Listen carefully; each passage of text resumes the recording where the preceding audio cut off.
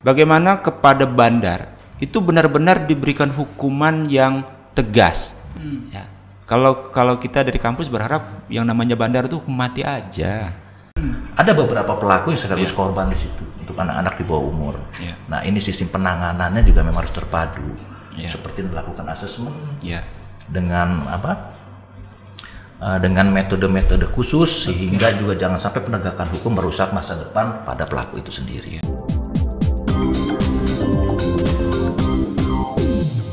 Terima kasih tamu saya yang sudah hadir pada hari ini di studio Kupas Podcast, Bapak Asisten Perdata dan Tata Usaha Negara atau Asdatun Kejaksaan Tinggi Lampung, Pak Taufan Jakaria SHMH. Selamat datang di Kupas Tuntas, Pak Asdatun.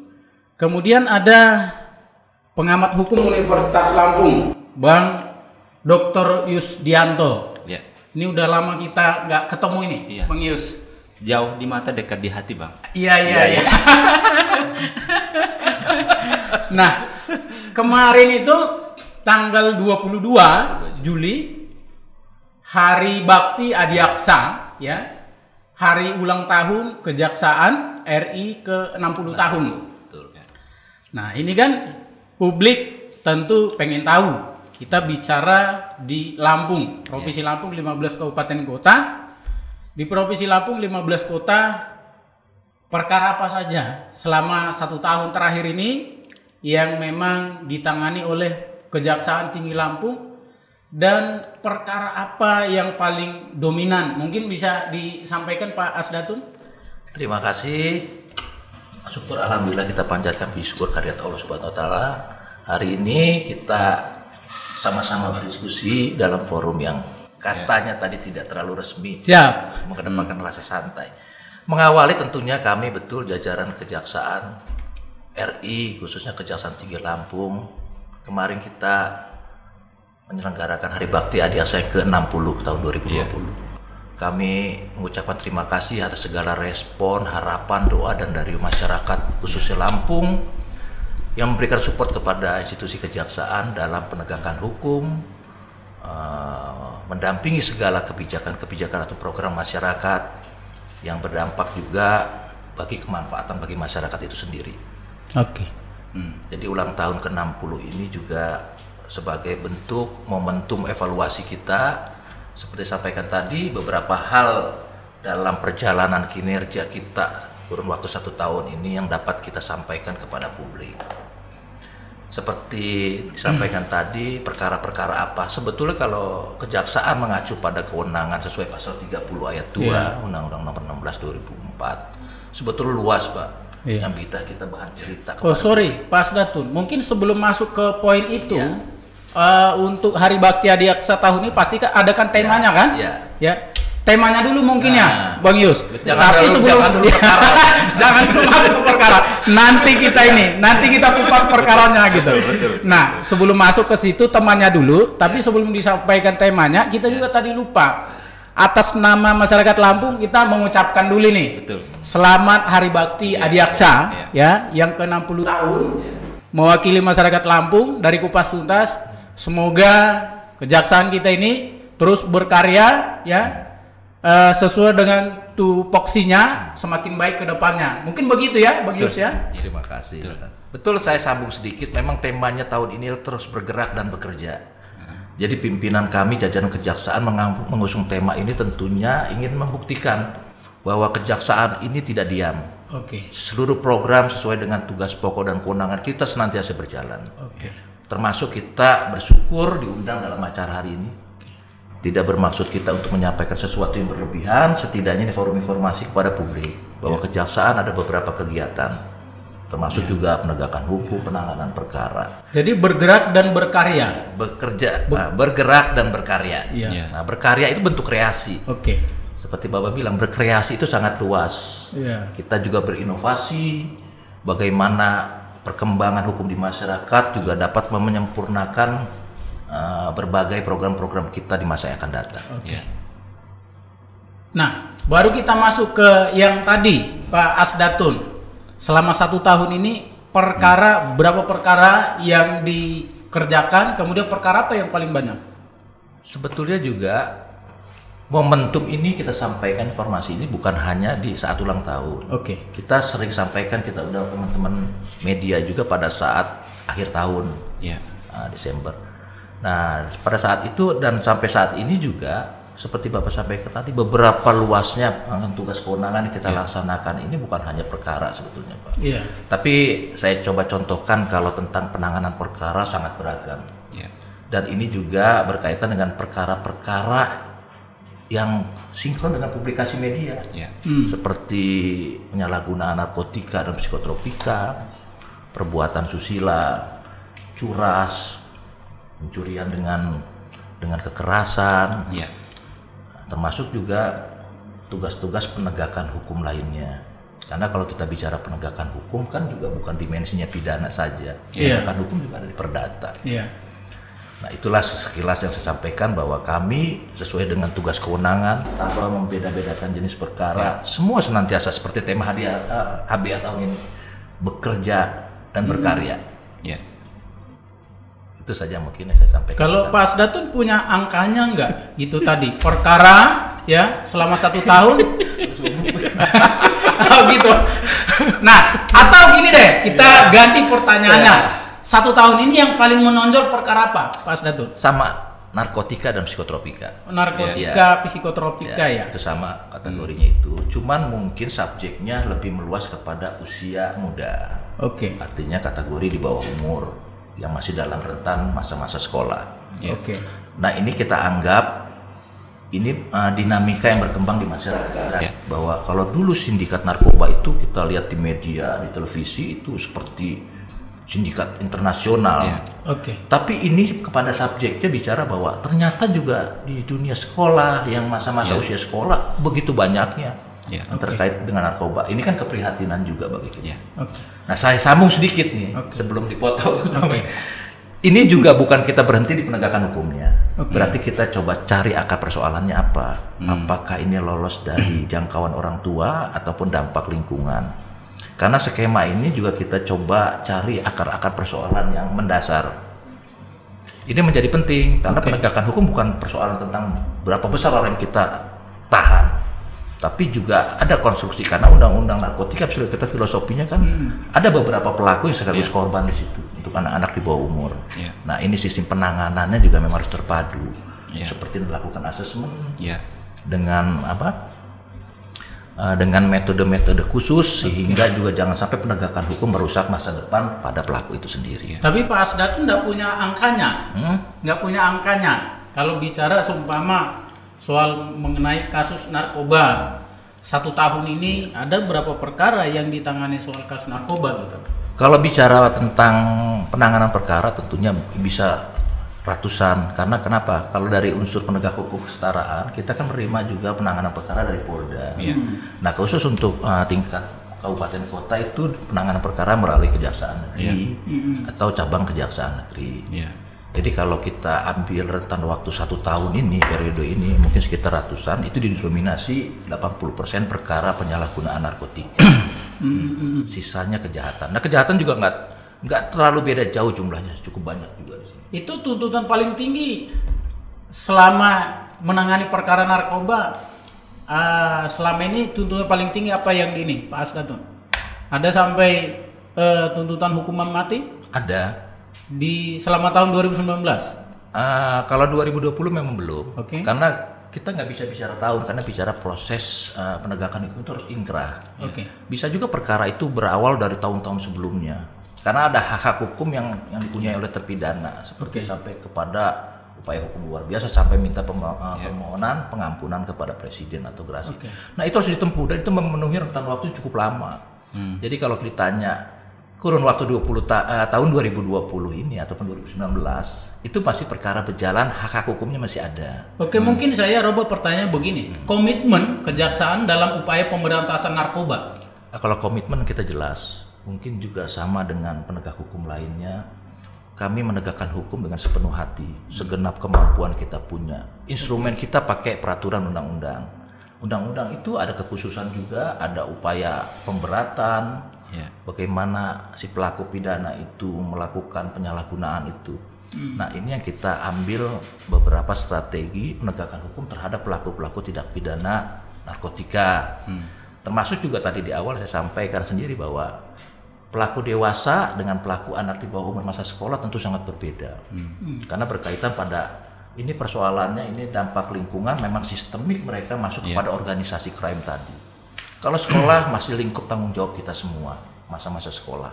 Karena masih banyak peluang masa depan dan harapan melalui metode penegakan hukum yang lebih efektif dan bijaksana. Pak Asdatun punya data nggak soal masalah narkoba? Tuntutan paling berat selama ini yang sudah dilakukan sama Kejaksaan Tinggi Lampung terhadap bandar narkoba? Iya, kalau Kejaksaan Tinggi Lampung tetap kita komitmen pada ancaman pidana yang ada di pasal itu. Karena ancaman pidana itu seperti tadi sampaikan, ada yang mati, pidana penjara yang paling tinggi 20 tahun. Mungkin bisa ambil studi kasusnya, perkaranya siapa? Kalau perkara karena belum ingkrah, nanti kita sampaikan ke publik. Karena perkara ini kan banyak masih proses upaya hukum. Iya. Kadang-kala kita publikasi juga ada beberapa hal yang harus kita pahami. Karena ini masih menyangkut pada hak hukum orang. Jadi jangan sampai nanti hiruk pikuk menjadi mengganggu proses perkaranya itu sendiri. Karena begini Pak Asdatun, dari Pak Presiden juga kan jelas, tegas gitu. Supaya memang setiap orang ya bandar narkoba itu dilakukan tindakan yang keras, gitu ya kan? Sependapat saya. Nah itu, artinya itu berarti mulai dari prosesnya, dari proses sampai di tentu hasil akhir itu kan di persidangan gitu kan? Nah artinya kan memang pemerintah minta supaya diberikan hukuman yang seberat-beratnya seperti itu. Nah, kemudian ini karena masih bicara narkoba nih, Bang Yus. Siap. Nah, kita bahas soal narkoba dulu. Siap. Tadi kata Pak Asdatun, artinya komitmen kejaksaan selama ini terhadap penegakan hukum masalah narkoba selama ini itu juga menjadi prioritas dan mereka juga berusaha untuk memberikan pasal dengan menjerat pasal-pasal yang paling berat gitu. Kalau Bang Yus melihat selama di Lampung seperti apa, Bang Yus? Oke, yang pertama kita memberikan ucapan selamat dulu lah kepada kejaksaan yang sudah berusia 60 tahun. Dari usianya ini sebenarnya sudah masuk di sudah tidak muda lagi, sudah masuk di usia yang cukup matang. Tapi ada juga begini Bang, gimana, Bang? Usianya sudah tua tapi jiwanya masih muda. Makanya kita berharap seiring dengan umur yang menua, tetapi kinerjanya itu masih tetap muda. Itu kita berharap. Harus begitu. Semangatnya. Orangnya boleh berganti, tapi warisannya harus tetap diteruskan untuk mewujudkan lembaga kejaksaan yang menginspirasi lah. Kan banyak mahasiswa punya angan-angan, punya kemauan. Wah, suatu saat nanti saya lulus, saya pengen jadi jaksa lah. Ngelihat Pak Asdatun tuh kayaknya ganteng. Masih muda udah Asdatun. Masih muda sudah Asdatun. Seperti muda. Belum tentu, belum buka KTP gitu. Oke, sekarang kita masuk ke topik. Berarti petuduhan menuduh saya muda. Itu yang konten pertama Bang ya. Terus yang kedua, kita berharap bahwa kinerja kejaksaan dari tahun ke tahun terus meningkat lah. Jadi masyarakat luas, bukan hanya kita tapi seluruh kalangan juga berharap dan menitipkan atau memandatkan atau punya ekspektasi yang besar terhadap lembaga kejaksaan untuk mewujudkan apa yang disebut dengan penegakan atau memberikan rasa keadilan kepada semua unsur dan semua golongan masyarakat. Jadi harapannya kan bukan hanya hukum itu lancipnya ke bawah, tapi juga harus lancip ke atas. Karena kan ada dogma bahwa yang namanya berperkara, berperkara itu kan ribet, berat. Jadi hilang ayam Bang, tapi serasa hilang sapi, atau serasa kebakaran rumah. Dia cuma ayam yang hilang atau motor yang hilang, tapi serasa rumahnya juga ikut hilang. Nah ini kira-kira yang ada banyak orang mungkin merasa perlakuannya kok nggak sama. Gitu ya, antara atas bawah jadi equality yang menurut teman-teman pembelajar hukum itu, hukum itu sama. Hukum itu memberikan manfaat, hukum itu memberikan rasa memuaskan bagi semua pihak. Ternyata setelah dijalani kok beda ya gitu. Nah, jadi sebenarnya kan kita berharap melalui lembaga kejaksaan tadi yang disampaikan Pak Asdatun, banyak hal, banyak cerita, banyak pengalaman yang saya kira ini menjadi bahan introspeksi ya. Lalu kemudian bahan kontemplasi untuk bagaimana dari tahun ke tahun itu perlu ditingkatkan. Yang pertama itu kan seperti yang disampaikan Pak Asdatun terkait dengan penanganan perkara narkoba. Kita tahu kan sasaran narkoba ini kan sasaran golongan milenial, cukup banyak. Kita bayangkan kalau ini terus menerus terjadi bagi golongan milenial, kan banyak dampaknya. Misalkan dampaknya terhadap masa depannya, lalu kemudian dampak kepada keluarganya. Tapi yang paling terakhir itu kan dampak kepada kantungnya, itu yang menjadi masalah terbesar. Maka kita berharap melalui kejaksaan bukan hanya menghukum. Ini kan yang nampak bagi kita kan ketika seorang yang terkena narkoba itu kan langsung dihukum. Lalu kemudian sudah ada vonis, sudah serasa divonis lah. Tapi kan yang paling penting itu adalah mengurangi, mencegah. Jadi bagaimana generasi muda yang lain tidak kemudian meneruskan, tidak kemudian meniru terkait dengan persoalan-persoalan narkoba yang sekarang kalau katakan di Lampung, menurut catatan dari Kupas Tuntas yang saya baca kan Lampung sudah menjadi zona tempat. Nah, ini kan juga artinya harus menjadi perhatian khusus untuk bagaimana mengurangi atau kalau bisa memberantas. Ini yang paling penting. Nah, disitulah kita berharap jaksa punya peran yang sangat maksimal untuk mengurai masalah ini. Jadi jangan sampai Lampung itu jadi transit atau Lampung jadi tempat kita singgahnya. Mungkin fokus Bang Yus soal ininya, soal jeratan pasalnya. Apakah selama ini terhadap para pemain bandar narkoba di sini dari kejaksaan sendiri sudah memberikan efek jera dari pasal-pasal yang dikenakan itu? Saya kira yang perlu juga kita sampaikan pesan ya Pak Matang ya kepada kejaksaan adalah bagaimana kepada bandar itu benar-benar diberikan hukuman yang tegas. Kalau kita dari kampus berharap yang namanya bandar itu hukum mati aja. Hukum mati aja, karena kita bukan persoalan HAM-nya ya, hak dia sebagai manusia bukan, tapi yang dia lakukan itu berdampak kepada banyak orang. Kita hitung ya, bukan hanya membahayakan dirinya tapi membahayakan generasi muda. Aspek generasi muda ini yang perlu dipertimbangkan. Maka kita berharap dengan hukuman yang tegas sampai dengan hukuman mati itu penting supaya menjadi pencegahan bagi pihak lain atau memang yang akan. Ini kan banyak nih. Oh, orang melihat itu bandar hukumannya cuma biasa aja paling 15 tahun atau kadang-kadang terlihat ada yang berarti 1 tahun gitu ya. Sudah itu enggak dihukum juga, Bang. Direhab aja kan. Nah, ini yang kemudian jadi semacam alasan gitu ya. Maka saya kira nggak ada alasan lagi, apa alasan pemaaf, apa alasan pembenar, apa alasan meringankan, nggak ada. Jadi harus dikenakan pasal yang paling berat. Kalau bisa hukuman mati. Gitu. Kalau dia kategori bandar. Kalau kategori kemudian bandar. Begini, ini kan di narkoba ini uang kan besar, gitu ya kan? Artinya untuk memberikan efek jera kan bukan hanya seumpama hukuman badan saja. Terus bagaimana kemudian uang-uang selama ini berputar di sana bisa ditarik negara juga, gitu ya kan? Mungkin kan bisa dikenakan pasal TPPU juga ya? Saya kira gini, kalau misalkan ini izin nih Pak Asdatun ya memberikan saran bukan nggak perlu izin. Nanti saya nggak izin kan.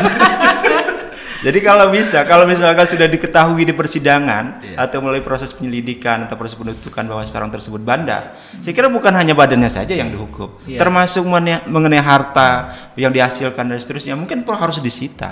Kan sudah included tindak pidana pencucian uangnya. Dia sebagai bandar kemudian melakukan tindak pidana pencucian uang. Kalau bisa sampai harta yang dihasilkan semenjak pertama dia menjadi bandar itu harusnya disita semua untuk negara. Harus ditelusuri hartanya, asetnya dari mana saja gitu ya. Selama ini sudah apa itu dilakukan Pak Asdatun? Nah, sementara saya ngucapin terima kasih juga. Saudara saya ini support betul sama kejaksaan. Mudah-mudahan bukan di momentum HBA aja. Tapi emang semuanya. Tapi tadi udah dibilang Pak Asdatun, jauh di mata dekat di hati. Makanya saya bilang tadi terima kasih, ini bentuk support semua. Karena kadang-kadang gini juga Bang, kita melihat jaksa ini kan gemes Bang. Tahu kan gemes itu greget gitu loh ya. Greget besar.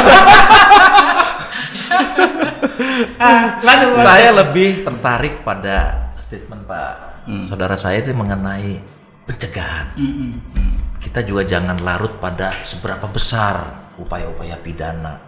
Itu kan tindakan represif. Tapi akar persoalan karena subjek-subjek kepada pelaku maupun korban ini kan dinamis, regenerasi terus. Mungkin ketika di usia dewasa itu sudah tidak lagi luput dari pantauan penegakan hukum misalnya, entah kemana dia udah mutasi ataupun kena COVID. Tapi regenerasi yang saya maksud ini bagaimana kemudian dalam lingkungan itu bisa menularkan kepada generasi berikutnya. Nah kan pencegahan itu juga tidak kalah pentingnya. Saya sependapat bahwa penegakan itu harga mati, terutama bagi narkoba dengan pertimbangan dampak-dampaknya di masyarakat. Dampak sosial juga ada, dampak ekonomi juga. Dan ini sifatnya lebih parah juga, tidak jauh beda dengan COVID sebetulnya. Betul. Hilang 1000 tumbuh 1 atau terbalik ya Pak ya? Hilang 1 tumbuh 1000. Kami insya Allah Pak. Virusnya berkembang terus. Penegakan hukum kejaksaan, kalau kita lihat dari data penanganan tindak pidana umum, kita itu ada tabulasi Pak. Tabulasi pedoman tuntutan pidana. Dan bagaimana jaksa memandang pembuktian di persidangan itu dengan tuntutan, tentunya juga dengan penggunaan unsur pasal. Tadi betul juga disampaikan mengenai karakteristik dari tindak pidana itu. Ada yang penyalahgunaan, ada yang termasuk agen, penyalur, distributor, bahkan pabrikan. Tentunya penerapan pidananya menjadi berbeda dan beragam. Mungkin juga karena ini juga gaul kata milenial, aspek subjektifnya juga harus kita pertimbangkan di situ. Pelanggar-pelanggar yang melakukan kegiatan yang memang karena untuk nafkah, sistemik dengan memang yang pada setelah melakukan tindakan hukum memang itu pertama kali juga. Seperti prosedur asesmen Nah, asesmen juga begitu ketat sekarang. Karena tidak muncul dari satu institusi. Dia terus mendapatkan berbagai institusi untuk menetapkan suatu asesmen.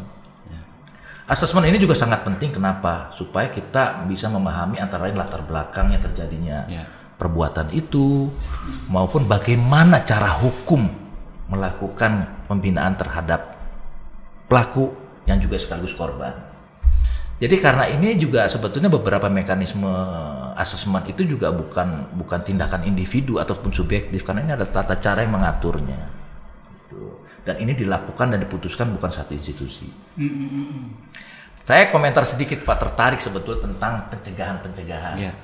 Karena ini talk show-nya jadinya kok kena narkoba terus ini. Nah nanti saya potong dulu Pak Asdatul. Kita nanti akan masuk di pencegahan sesi kedua. Karena kita nanti kan akan break setelah 30 menit. Nanti kita akan break. Sesi kedua kita bahas soal pencegahan. Yang sesi pertama kita bahas perkaranya dulu. Penindakan dulu. Nah, kemudian tadi kan kita udah bahas narkoba. Nah, ini nggak kalah menarik ini karena kejaksaan ini menarik terus menarik terus gitu.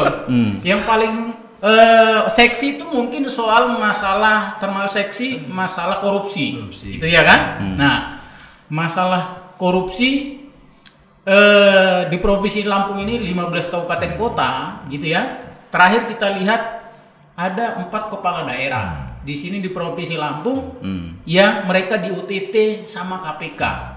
Nah, dari situ kan kita bisa melihat bahwasanya memang tindakan korupsi ya di Provinsi Lampung sampai bisa 4 kepala daerah berarti kan agak mengkhawatirkan ini gitu. Nah, selama 1 tahun terakhir ada berapa perkara korupsi yang ditangani oleh Kejaksaan Tinggi Lampung gitu, dan kemudian termasuk masalah DPO ini juga mengenai korupsi ya. Kalau tidak salah itu ada sampai sekarang itu 16 orang kalau tidak salah.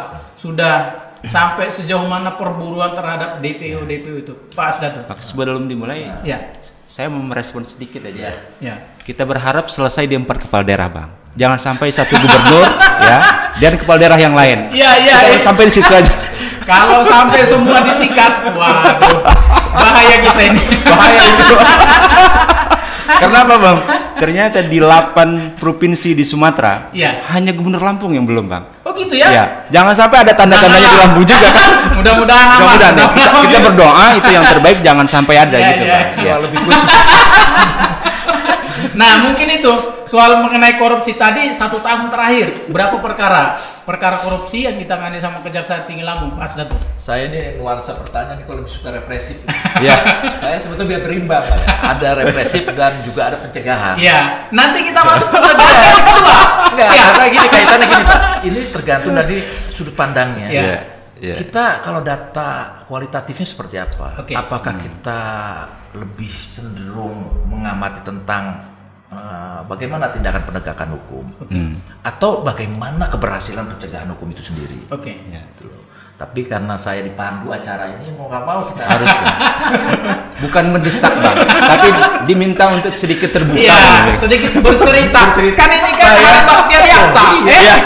saya Perlu saya keterbukaan. saya bercerita, walaupun beberapa tentunya juga kita sedikit-sedikit ya harus bagian dari strategi Iya, pencegahan. oke. Karena ada bagian-bagian yang kalau kita cerita nanti bubar, nanti Oke. malah sudah antisipasi. Oke. Dalam konteks penanganan tindak pidana korupsi untuk kurun waktu 1 tahun ini, dari momen HBA ke-60 ini kita menangani 6 kegiatan kegiatan penindakan. Tahapannya mungkin 6 itu masih dalam 3 proses. kegiatan ya, semua 3 kegiatan penyelidikan, 3 Oke. kegiatan penyelidikan, dan semuanya masih proses penegakan hukum. Oke. Nah, kalau ditanya mengenai penegakan, itulah bentuk penegakan hukum. Oke. Dan saat ini masih kita lakukan pendalaman, juga kemarin juga ada kendala sedikit masalah COVID, sehingga kita agak terbatas yang harusnya memanggil sekian orang menjadi selektif juga. Dan ini juga tidak menjadikan tantangan sebetulnya, karena proses ini semuanya masih berjalan. Nah, konteks tadi kemanfaatan dari penegakan hukum tindak pidana korupsi ini juga sudah ada, Pak. Kalau kita lihat datanya, kasus-kasus lama, ya kasus-kasus yang dulu DPO kaitannya. Iya. Nah, karena kita konstruksinya, kita menginginkan penegakan hukum ke depan tuh kan bukan bicara tentang berapa orang yang ditahan. Sebenarnya kita harus fokus kepada berapa keuangan negara yang bisa pulih, bisa kembali. Makanya penegakan hukum itu dimensinya kita selalu seimbangkan, mengejar orang dan mengejar harta. Iya, iya. Nah, untuk konteks harta ini ada terpidana kita yang ada tunggakan itu 106 M. Cukup banyak, Bang, ya? Cukup banyak Iya. lah. 106 ya. Banyak Nah, itu. nah, ini sudah mulai kita lakukan tindakan-tindakan recovery Perkara yang mana itu, Pak aset. Itu ada Asdatul? perkara yang lama ini atas nama Alay. Oh, alay. Nah, ini Oke. artinya recovery aset ini biar publik juga tahu kita lakukan juga tindakan, bukan proses hukumnya juga, tapi bagaimana keuangan negara itu bisa pulih.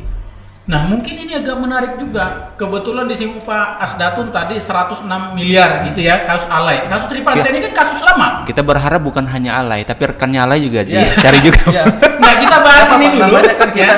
kita kan progres ini, Pak ya. Ya. Kita progres, kita membangun kepercayaan publik itu melalui tindakan-tindakan konkret. Oke. Tadi kita nyindir juga TPPU. Oke. TPPU kontraknya memang undang-undang, tapi tindakan yang agak sedikit aktif. Ini kita melakukan recovery aset. Oke. Perkara berjalan kita tetap memantau di mana harta benda itu disimpan. Kita juga tidak ingin mencari orang, termasuk juga mencari aset. Oke. Orangnya tidak ketemu, asetnya ketemu, negara pulih juga. Mana yang prioritas? Nah, inilah yang kita bisa lakukan Sorry, dalam konteks saya pendampingan. gini, Pak Asdatun.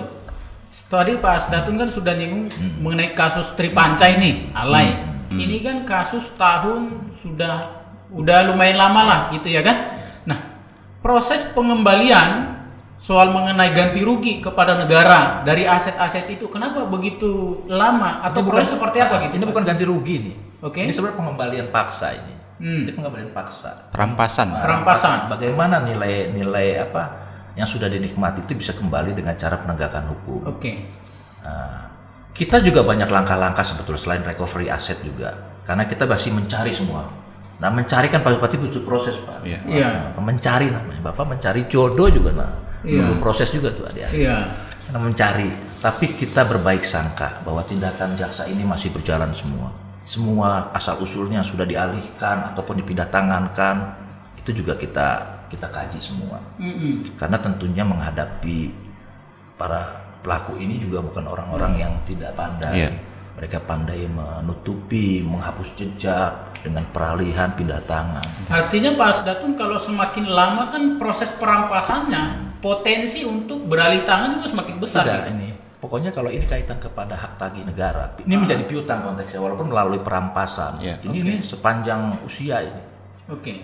Karena ini juga bisa ditanggung dengan apa namanya? Dimanapun harta itu sudah beralih dengan kesengajaan itu kita tarik.